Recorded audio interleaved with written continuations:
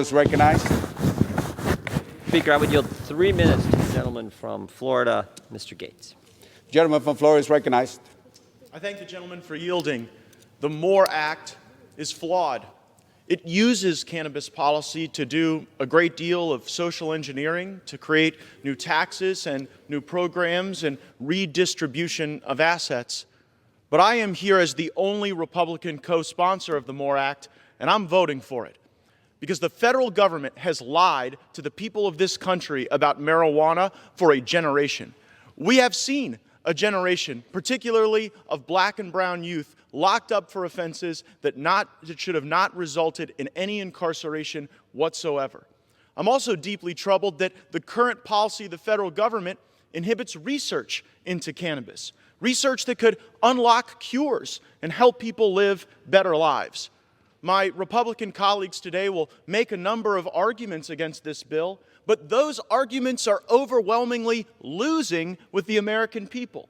In every state where cannabis reform was on the ballot in this country, it passed. It passed with overwhelming support.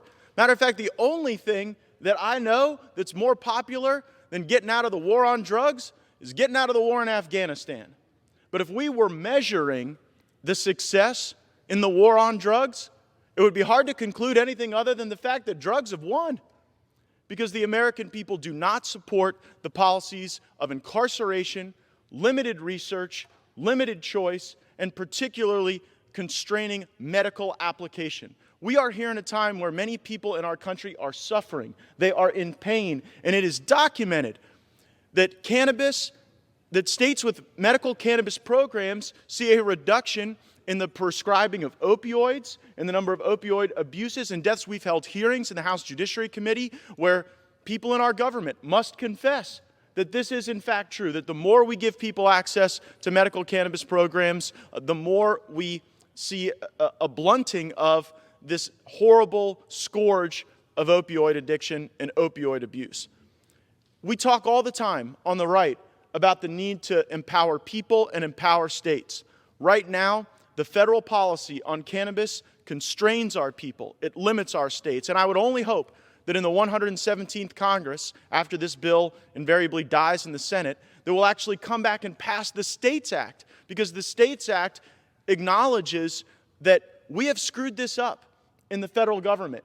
And while we've screwed it up, states have taken action. They've designed programs in the way that our great federalist system promises. And if we were to pass the States Act, then best practices would emerge. States that developed applicable programs for their people would be replicable, and we would see better policies. I'm going to vote for the MORE Act. It won't pass the Senate. It won't become law. But then we should come back in the 117th Congress, and we should truly do more for our people.